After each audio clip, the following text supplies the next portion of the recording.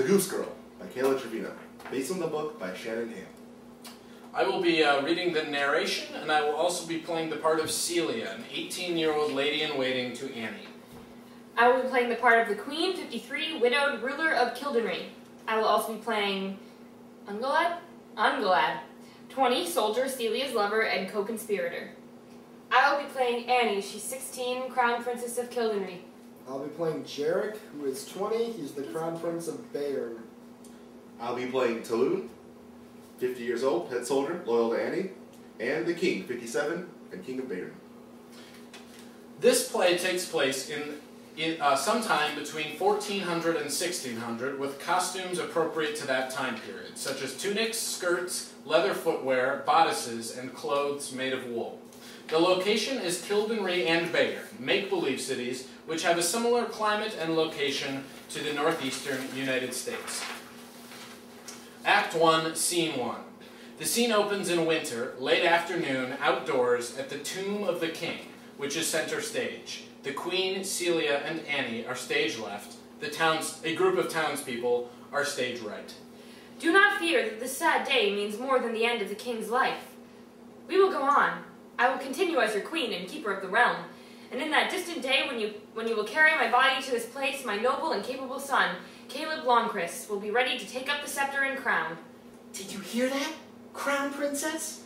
Well, she made a mistake. She must be... Well, she is confused in her sorrow, that's all. She is your mother, and she owes you an explanation. First, she's the queen, and she owes me nothing. Besides, I don't want to soil my father's mourning period with greedy or offended thoughts. After the 6 weeks, then, but I will not let you avoid it. She is fooling with your future. Thank you, Celia. I would feel so alone right now without you. It is so sweet how much you care. Scene fades to black. Act 1, Scene 2. This scene occurs in the Queen's personal chambers. There is a queenly chair and desk on stage right. It is 6 weeks after the first scene at the King's funeral. Enter. The light is midday. Enter. Mother, I ask pardon for intruding so soon after the mourning period, but I must ask you about your statement some weeks ago. Yes, child, about Caleb Longchrist. Sit down. The Queen makes Annie watch as she finishes examining a piece of parchment lying on the desk. You remember, 5 years ago we received a visit from Prime Minister Ottokar Bayern. It was not an idle visit. The Prime Minister does not journey for 3 months to have tea with the Queen and King of Kildare. There were issues of land, and Bayern has long been a rich country, maintaining their wealth for centuries by launching successful wars. We feared intrigue. Fortunately, Ottokar wished for peace as well, so we arranged your marriage to the King's first son. What? But you can't! I do not want you to tell me what I did is not fair. I know it is not fair. And I am a crown princess. I'm supposed to be the next queen. The law says I am to be the next queen. Your motivation has always seemed to come more from duty than desire. I imagined you might even be relieved. Do not pretend that you are doing me a favor, Mother. You can't just take away who I am. Whether or not you think I'm good enough to be queen of Kildare, that is what you have raised me to be. What I have worked for all my life. If it seems to be duty rather than desire, it is because I care too much. You will still not be queen, Anadori. You know it's not the same. It will not be my crown. It will not be my home. I'll be a stranger, the foreigner wife of their king. Annie storms out on stage left, and the scene fades to black. Act 1, Scene 3. The scene opens with a late afternoon light in a forest. Annie and Celia are walking from stage right, arm in arm, in front of a company of soldiers. It is now spring. Oh, Annie, aren't you so excited that we're almost to Bayern? Just think, a whole new life for me. And you, of course. Annie just shrugs sadly in response. Princess, it's time to stop for the evening. We must set up camp. As the soldiers begin to set up Annie's tent upstage center, Annie notices Celia setting up a bedroll on the ground beside her tent, upstage right. Annie goes near to her. Oh, Celia, please. You're my best friend. Come share my tent. No, Crown Princess. We are friends, but I am still a lady-in-waiting. I will sleep out here where I belong. 2 campfires have formed. Annie joins one, stage left, and Celia joins the other, stage right. Celia's group is loud and jocular in a rough way. Princess, I don't like the look of things. The other men are angry and itching for a fight. I know you haven't noticed it, but Celia may not be who you think she is. Celia and Ungala have been stirring things up. I've heard talks of a plan. Well, let's just say if things get ugly, run. But you're only about 2 days' walk from Byron now. Oh, Talone, how did things come to this? My mother was right to send me away. I can't even guide a group this small. So how would I ever have guided a country? Princess, you have more ability than you think. Your mother, the queen, doesn't know everything. Don't force yourself to keep living in her shadow. Annie smiles sadly, gets up, and walks away. As she enters her tent, she sees Celia holding up one of Annie's dresses to herself and wearing Annie's crown. Celia? Oh, hello, Crown Princess.